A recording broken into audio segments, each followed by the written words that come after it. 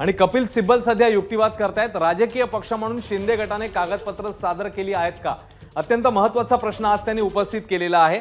आणि त्याच पार्श्वभूमीवर आता पुढचा युक्तिवाद सुरू आहे। परवा देखील युक्तिवाद झालेला होता, त्यानंतर आज पुन्हा एकदा युक्तिवादाला सुरुवात झाली आहे। ठाकरे गटाचे वकील कपिल सिब्बल सध्या युक्तिवाद करतायत। एक महत्त्वाची मागणी त्यांनी केलेली आहे, शिंदेंची प्रतिज्ञापत्र तपासून पहा, म्हणजे शिंदे यांचं पक्ष म्हणून असलेलं अस्तित्व, त्यासोबतच सत्तेतलं त्यांचं अस्तित्व, या सगळ्याबद्दलच आता ठाकरे गट जो आहे तो एकी प्रकारे शंका उपस्थित करतोय असं दिसतंय। शिवसेनेची घटना आयोगासमोर सिब्बल यांच्याकडून सादर करण्यात आली आहे आणि त्याचवेळी ठाकरे गटाची राष्ट्रीय कार्यकारिणी बरखास्त होऊ शकत नाही असं देखील दावा सिब्बल यांच्याकडून करण्यात आलाय। प्रशांत कदम आपल्याला अधिक अपडेट्स देतील। प्रशांत, जसं आपण म्हणतोय की सिब्बल यांच्याकडून दोन महत्त्वाचे मुद्दे, एकतर घटना सादर करण्यात आली, दुसरी गोष्ट म्हणजे शिंदे गटाने जी कागदपत्र सादर केलेली आहेत त्याची ऑथेंटिसिटी, त्याची वैधता तपासावी, ही प्रमुख मागणी आहे आता ठाकरे गटाची।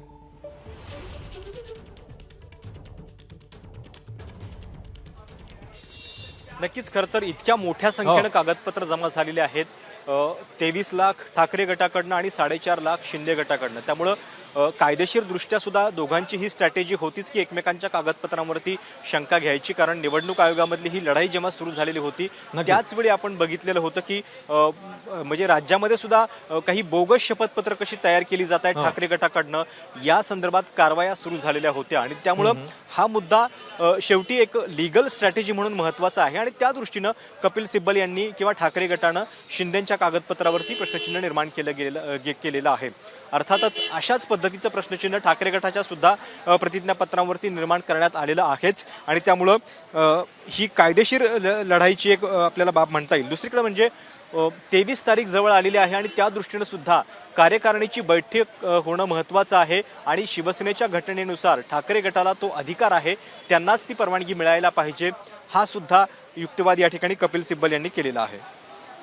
खरं प्रशांत, जसं तू सांगतोस 23 तारीख फार अत्यंत महत्त्वाची आणि त्याच पार्श्वभूमीवर आता त्यांना अर्थातच परवानगी हवी आहे, कारण पुढच्या सगळ्या प्रोसिजर्स, प्रक्रिया जो आहेत त्या महत्त्वाच्या आहेत। शिवसेनेकडनं प्रशांत राष्ट्रीय कार्यकारिणीचा मुद्दा देखील उपस्थित करण्यात आला आणि त्याच अनुषंगाने मग पुढे पक्षप्रमुख पद, ज्याच्याबद्दल देखील शिंदे गटाने आक्षेप घेतलेला होता, तर ह्या दोन गोष्टी कशा संलग्न आहेत आणि आजच्या सुनावणीच्या दृष्टीने किती महत्त्वाच्या आहेत, कारण मुद्दा पुन्हा एकदा जसं तू सांगतोस 23 तारखेचा फार महत्त्वाचा मुद्दा।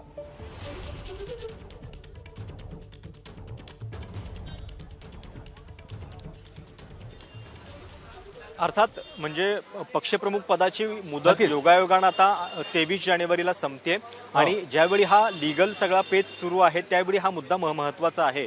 मुळामध्ये निवडणूक आयोगासमोर दोन पर्याय आहेत, एकतर या पक्षप्रमुख पदाला ही सगळी कार्यवाही संपेपर्यंत मुदतवाढ द्यायची किंवा तात्पुरती परवानगी द्यायची। पण जर तात्पुरती परवानगी दिली निवडणुकांसाठी तर मग ती कुठल्या नावानं होणार, म्हणजे शिवसेना उद्धव बाळासाहेब ठाकरे या नावानं सगळी प्रक्रिया पार पडणार की शिवसेना या नावानं पार पडणार, हा सुद्धा त्याच्यातला एक पेच आहे। आणि त्यामुळं खूप दाट शक्यता आहे की अशी काही परवानगी देण्याच्या आधी निवडणूक आयोग आपला अंतिम निकालच देऊ शकतं, कारण आतापर्यंत तरी म्हणजे 10 जानेवारीपासून या सगळ्या सुनावणीला सुरुवात झालेली आहे।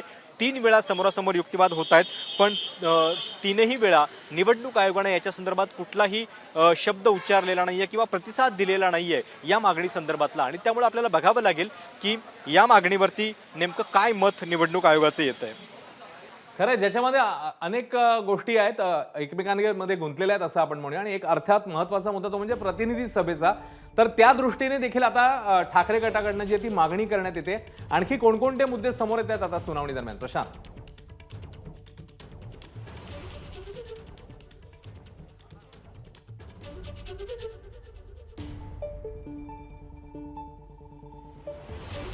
आत्ताच्या सुनावणीमध्ये कपिल सिब्बल यांचं एक अत्यंत महत्त्वाचं वाक्य समोर आलेलं आहे। हा संपूर्ण वाद म्हणजे देशाच्या संसदीय व्यवस्थेची एक प्रकारे थट्टा आहे, कारण या पद्धतीनं केवळ काही लोक फुटून गेले म्हणून जर पक्ष आपण संपवणार असू किंवा पक्षाचं अस्तित्व मोडून काढणार असू तर ते देशातल्या पूर्णपणे पार्लमेंटरी सिस्टमचं म्हणजे संसदीय पक्षाची जी व्यवस्था आपण केलेली आहे त्याची थट्टा केल्यासारखं होईल। आणि त्यामुळं ठाकरे गट हे सांगण्याचा प्रयत्न करतोय की हे बंड म्हणजे केवळ काही लोक पक्ष सोडून गेलेले आहेत, तो पक्षातला फुटीचा प्रश्न नाहीये, त्यांनी पक्षावरती कब्जा मिळवलेला नाहीये, हे सांगण्याचा प्रयत्न कपिल सिब्बल या ठिकाणी करतायत। खरं प्रशांत, तू आपल्या सोबतच राहा. एकीकडे निवडणूक आयोगामध्ये सुनावणी देखील सुरू झालेली आहे आणि आता कपिल सिब्बल ठाकरे गटाचे वकील जोरदार युक्तिवाद करतानाच इकडे शिंदे गटाचे नेते रामदास कदम यांची एक प्रतिक्रिया आलेली आहे. या सगळ्याबद्दल ते काय म्हणतात आपण जाणून घेऊया. तुम्ही जो काय थोडा बहुत अभ्यास केलेला आहे, याच्या आधीचे आपण सगळे दाखले पाहिले. अगदी इंदिरा गांधींजीपासून, गाय बछड्यापासून, बैलजोडीपासून, अगदी त्या सायकलपासून, तर आमदार खासदार आदी कुणाकडे आहेत साधारण त्यांच्या बाजूने आतापर्यंत निकाल लागलेले आहेत. आणि मला विश्वास आहे की निवडणूक आयोग देखील एकनाथ शिंदेकडे यांच्याकडे 40+10 म्हणजे 50 आमदार आहेत. म्हणून मागचे जर दाखले पाहिले आपण अभ्यास केला तर धनुष्यबाण आणि शिवसेना नाव मिळाला एकनाथ शिंदेना कुठली अडचण येणार नाही असं मला निश्चितपणे वाटतं. तेव्हा ही होती प्रतिक्रिया शिंदे गटाचे नेते रामदास कदम यांची. आणि आतापर्यंत युक्तिवाद ठाकरे गटाने काय केलं आपण बघतोय. ठाकरे गटाने शिंदे गटाचा संख्याबळाचा दावा जो आहे तो खोडून काढलेला आहे. शिंदे गटाने काय काय केलंय याची कपिल सिब्बल यांच्याकडनं माहिती मागण्यात आली. प्रतिनिधी सभेचा मुद्दा देखील निवडणूक आयोगासमोर उपस्थित करण्यात आलेला आहे. याशिवाय शिवसेनेच्या राष्ट्रीय कार्यकारिणीचा मुद्दाही समोर ठेवण्यात आला. ठाकरे गटाकडनं प्रतिनिधी सभा घ्यावी अशी मागणी करण्यात आलेली आहे. राष्ट्रीय कार्यकारिणीला मुदतवाढ द्या अन्यथा निवडणूक घ्या असे 2 पर्याय किंवा अशी विनंती वजा पर्याय समोर ठेवण्यात आले. विधिमंडळ आणि राजकीय पक्षाची सिब्बल यांच्याकडनं तुलनाही करण्यात आली आणि दोन्ही ठिकाणी आमचं संख्याबळ जास्त आहे असं म्हणतात कपिल सिब्बल. विधिमंडळ पक्षातल्या संख्याबळाची निवडणूक आयोगासमोर माहिती देण्यात आली आणि पक्षप्रमुख पदाला मुदतवाढ द्यावी अशी मागणीही यावेळी करण्यात आली. आणि आताची ताजी अपडेटसाठी पुन्हा एकदा जाऊया प्रशांत कदम यांच्याकडे. प्रशांत, काय ताजी माहिती समोर येते?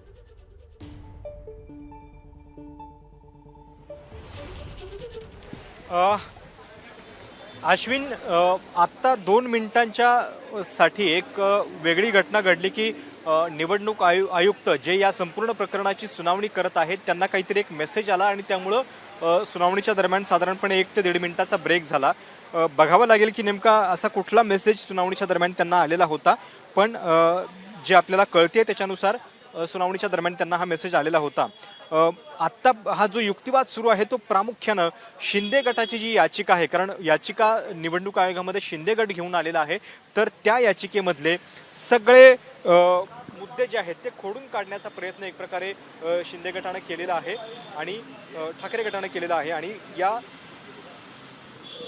या संदर्भात सगळ्यात महत्त्वाचा मुद्दा त्यांचा हा आहे की प्रतिनिधी सभा जी आहे ती केवळ ठाकरेंची अधिकृत आहे, घटनेनुसार आहे. समोरचा जो पक्ष आहे त्यांच्याकडे प्रतिनिधी सभा नाहीये आणि जी ते दाखवतायत किंवा दाखवण्याचा प्रयत्न करतायत तर ती नियमानुसार नाही, हे सुद्धा सांगण्याचा त्यांचा प्रयत्न आहे. प्रशांत, म्हणजेच पक्ष म्हणूनच शिंदेचं जे अस्तित्व आहे किंवा शिंदेचा जो पक्ष ज्याचं नाव अर्थातच देण्यात आलेलं आहे आता, तर त्या पक्ष म्हणून असलेल्या अस्तित्वालाच आता एक प्रकारे ठाकरे गट चॅलेंज करतोय किंवा त्याच्याबद्दलच शंका उपस्थित करतोय असं म्हणता येईल.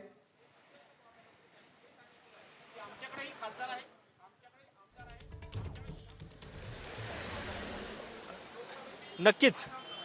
खरं तर याच पद्धतीने हे आर्ग्युमेंट जे आहे ते गेल्या 3 सुनावणीच्या दरम्यान चालू आहेत आणि आता जर मूळ मुद्दा जो आहे, कारण शेवटी कसं आहे की घटनेच्या पक्षाची जी घटना आहे त्याच्या आधारावरती निवडणूक आयोगाला बघावं लागेल की कुणाकडे काय संख्याबळ आहे आणि त्या आधारे त्यांना निर्णय जो आहे तो द्यायचा आहे.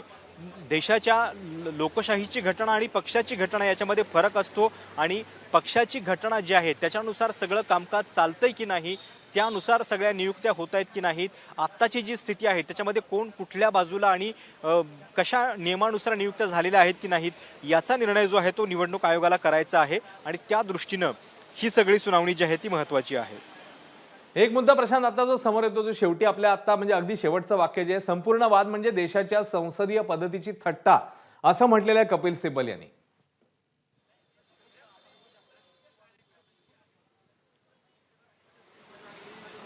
नक्कीच, कारण त्यांचं म्हणणं असं आहे की ज्या पद्धतीने हे बंड झालं, पक्षामधून बाहेर पडलेले हे लोक मुंबईत पण नव्हते, ते सुरतला गेले, तिथून त्यांनी पत्र पाठवली आणि तिथून त्यांनी शिवसेनेच्या सभांना दांडी मारली आणि त्याच्यानंतर आता ते पक्षावरती दावा करतायत, तर अशा पद्धतीने जर पक्षावरती दावे होऊ लागले आणि जर अधिकृत पक्ष केवळ अशा बंडामुळे जर संपू लागले तर ही देशातल्या पार्लमेंटरी सिस्टीमची थट्टा होईल. कारण म्हणजे शिवसेना तर एक मोठा पक्ष आहे, पण छोट्या पक्षांचं तर अस्तित्व मग अशा पद्धतीने संपेल हे सांगण्याचा प्रयत्न कपिल सिब्बल यांनी केलेला आहे. आणि त्यामुळं बघावं लागेल की या सगळ्या संदर्भात आता काउंटर आर्ग्युमेंट काय होतं. कारण आजच्या सुनावणीची जर आपण रूपरेखा बघितली तर ती अशीच असणार होती.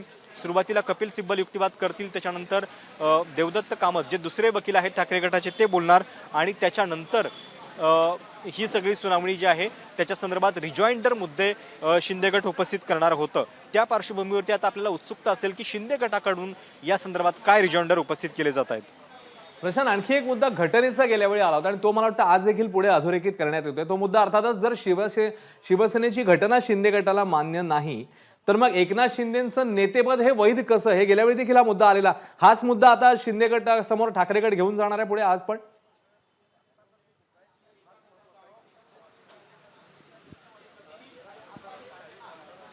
नक्कीच, कारण दोन्ही बाजू एकमेकांच्या वरती त्याच एकाच घटनेच्या आधारावरती आरोप प्रत्यारोप करतायत आणि ठाकरे गटाचं म्हणणं हे आहे की केवळ तुम्ही एक बाजू बघू नका. लेजिस्लेटिव्ह आणि पॉलिटिकल पार्टी म्हणजे आमदार आणि खासदारांचं संख्याबळ याच्यासोबतच पक्षाची जी संघटना आहे त्या संघटनेमध्ये कुठले किती पदाधिकारी कोणाच्या बाजूने आहेत याचा सुद्धा विचार झाला पाहिजे. आणि त्या दृष्टीनं ठाकरे गटाची स्थिती दोन्ही ठिकाणी चांगली समसमान आहे. म्हणजे आमदार आणि खासदारांच्या बाबतीत शिंदे गट वरचढ आहे, कारण खासदार 12 त्यांच्या बाजूने आहेत, जर कीर्तिकर पकडले तर 13, आणि अशा पद्धतीनं 19 पैकी लोकसभेतल्या 13 खासदार शिंदेच्या बाजूने आहेत. पण दुसरीकडे ठाकरे गट हे सांगण्याचा प्रयत्न करतोय की राज्यसभा पूर्णपणे आमच्या बाजूने आहे, विधान परिषद आमच्या बाजूने आहे, आणि त्यामुळे लोकप्रतिनिधींची सुद्धा जर तुम्ही संख्या मोजायला गेलात तर अगदीच आमच्याकडे काही नगण्य स्थिती आहे असं नाहीये. आणि त्यामुळं ऑर्गनायझेशनल विंग आणि पॉलिटिकल विंग या दोन्हीमध्ये आमचं अस्तित्व आहे हे सांगण्याचा प्रयत्न ठाकरे गट या ठिकाणी करतोय.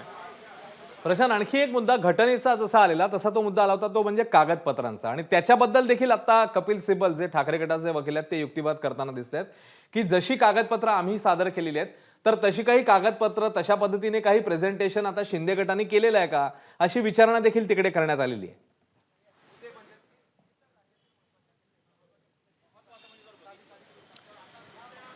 नक्कीच, खरं तर इतक्या मोठ्या संख्येनं ही सगळी कागदपत्र सादर झालेली आहेत आणि त्यामुळं एकमेकांच्या कागदपत्रावरती शंका घेणं हा लिगल स्ट्रॅटेजीचाच भाग आहे. आज ठाकरे गटाकडनं हे पण म्हटलं गेलेलं आहे की यांची प्रतिज्ञापत्र जी आहे ती तपासली पाहिजेत. अशाच पद्धतीचा मुद्दा जो आहे तो दोन्ही बाजूंनी उपस्थित याच्या आधी पण झालेला आहे. पण इतर जे मुद्दे आहेत म्हणजे आत्तापर्यंत 2 महिन्यांपासून ही सगळी कागदपत्र जमा होत होती, त्याच्यानंतर आता युक्तिवाद सुरू झालेले आहेत. पण निवडणूक आयोगानं आपला अंतिम निकाल जो आहे तो कागदपत्र न पाहता किंवा या सगळ्या कागदपत्रांवरती किंवा त्याच्या सत्यतेमध्ये न पडता देऊ नये हा प्रयत्न एक प्रकारे ठाकरे गट करतोय. आणि जर असं काही झालं तर आपल्याला माहिती आहे की इतकी जर कागदपत्र तपासायची असतील तर त्याच्यासाठी नेमकी काय यंत्रणा निवडणूक आयोगाकडे आहे आणि त्याच्यासाठी वेळ पण खूप लागू शकतो. आणि त्यामुळे एक प्रकारे ठाकरे गटाची ही स्ट्रॅटेजी किती यशस्वी होते, निवडणूक आयोग त्याला काही प्रतिसाद देते का हे देखील आपल्याला बघावं लागेल. प्रशांत, पुढचा मुद्दा घेण्याआधी आपण आपल्या प्रेक्षकांच्या माहितीसाठी पुन्हा एकदा सांगूया की जो मुद्दा येतोय अर्थातच पुन्हा कागदपत्रांचा आणि शिंदे गटाला आव्हान देतोय ठाकरे गट. तर कोणकोणती कागदपत्र नेमकी कुणी सादर केले या संदर्भातला काही तपशील आपण आपल्या प्रेक्षकांना देऊ शकतो आता.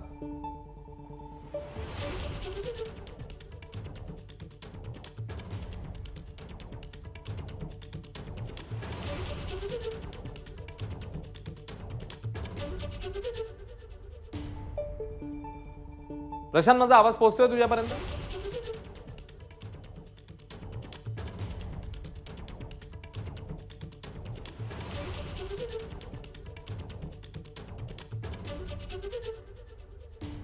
प्रशांत, पुढचा मुद्दा घेण्याआधी आपण आपल्या प्रेक्षकांना पुन्हा एकदा हे सांगू शकतो का की नेमकी कोणत्या गटाने कोणकोणती कागदपत्र काय माहिती निवडणूक आयोगासमोर ठेवली आहे?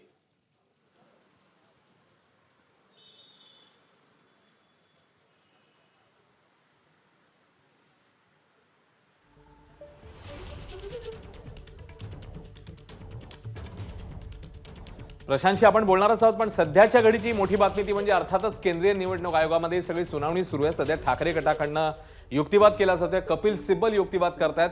ज्याच्यामध्ये 3 ते 4 अत्यंत महत्त्वाचे मुद्दे आलेले आहेत। याच्यामध्ये अर्थातच घटनेसंदर्भातला जो मुद्दा शिंदे गटाने उपस्थित केला होता, तर मग घटना जर अवैध असेल तर शिंदेचं नेतेपद वैध कसं, हा मुद्दा समोर आलेला होता।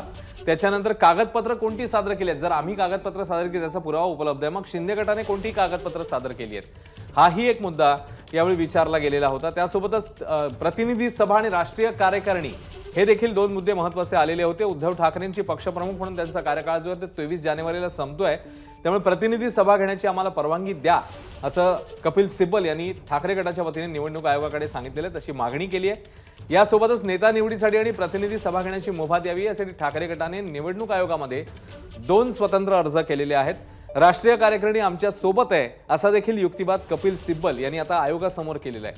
आणि त्याचवेळी शिंदे गटाने नेमलेली राष्ट्रीय कार्यकारिणी ही बेकायदेशीर आहे, पक्षप्रमुखांची निवड ही राष्ट्रीय कार्यकारिणीतच होऊ शकते, ठाकरे गटाची राष्ट्रीय कार्यकारिणी बरखास्त होऊ शकत नाही कारण ती घटनेप्रमाणे आहे। हे सगळे युक्तिवाद ठाकरे गटाने केलेले आहेत आणि निवडणूक आयोगाच्या निर्देशाप्रमाणेच सर्व प्रक्रिया आम्ही पार पाडलेल्या आहेत, त्यामुळे आमची निवड ही वैध आहे। आम्ही सर्व घटनेला आणि सर्व जी प्रोसिजर आहे, प्रक्रिया जी आहे त्याला धरून केलेलं आहे, त्यामुळे आमची कार्यकारिणी किंवा आमचे जे निवड आहे तीच वैध आहे असा युक्तिवाद आता ठाकरे गटाच्या वतीने करण्यात आलेला आहे। आणि राष्ट्रीय कार्यकारिणीला मुदतवाढ द्यावी, तसंच ठाकरे गटाने कपिल सिब्बल यांच्या मार्फत ही आयोगासमोर मागणी केली। आणखी एक महत्त्वाचा मुद्दा तो म्हणजे शिंदेंचे प्रतिज्ञापत्र तपासून पहा असा आक्षेप घेण्यात आलेला होता। पुन्हा एकदा ताजे अपडेट घेण्यासाठी जाऊया प्रशांत कदम यांच्याकडे। प्रशांत,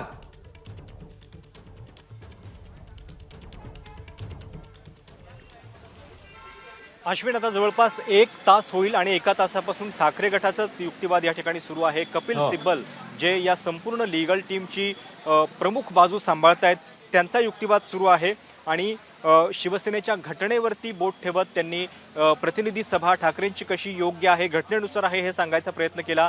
शिंदेंच्या प्रतिनिधी सभेवरती प्रश्नचिन्ह निर्माण केलं आणि मुळामध्ये 1 दिवस आधी निवडणूक आयोगामध्ये येण्याच्या आधी त्यांनी कशा पद्धतीनं ही सगळी कार्यवाही केली हा मुद्दा त्यांनी उपस्थित केलेला आहे। पाठोपाठच कागदपत्रांचा मुद्दा आपण बोलत होतो मगाशी, तर कागदपत्रांच्या बद्दल सुद्धा त्यांनी प्रश्नचिन्ह उपस्थित केलेलं आहे आणि आयोगामध्ये आतापर्यंत जी कागदपत्र सादर झालेली आहेत ती दोन्ही बाजूंनी प्रचंड संख्येनं आहेत। म्हणजे ठाकरे गटाची जी कागदपत्र आहेत ती अशा पद्धतीनं आहेत, राष्ट्रीय कार्यकारिणी प्रतिनिधी 160, त्याच्यानंतर संघटनात्मक प्रतिनिधी 2,82,975, प्राथमिक सदस्य 19,41,815, अशी एकूण 22,24,950 कागदपत्र जी आहेत ती ठाकरे गटानं सादर केलेली आहेत। तर दुसरीकडे शिंदे गटानं खासदार 12, आमदार 40, संघटनात्मक प्रतिनिधी 711, स्थानिक स्वराज्य संस्था प्रतिनिधी 2046 आणि प्राथमिक सदस्य 4,48,000 म्हणजे असे एकूण 4,51,127 कागदपत्र निवडणूक आयोगामध्ये सादर केलेली आहेत। आणि ही कागदपत्र अक्षरशः ट्रक भरून निवडणूक आयोगामध्ये जात होती। म्हणजे नोव्हेंबरचा महिना जो आहे त्याच्यामध्ये मुदत देण्यात आलेली होती, तेव्हा इतक्या मोठ्या संख्येनं ही कागदपत्र निवडणूक आयोगामध्ये जात होती आणि आता त्या कागदपत्रांच्या सत्यतेबद्दल दोन्ही बाजू एकमेकांच्या वरती शंका घेत आहेत। एकमेकांची कागदपत्र तपासून बघा, यांची खोटी आहेत आमची खरी आहेत असे दावे दोन्ही बाजूंनी होताना दिसत आहेत आणि त्यामुळे बघावं लागेल की निवडणूक आयोग या संदर्भात नेमकं पुढे काय करत आहे। एबीपी माझा, उघडा डोळे बघा नीट।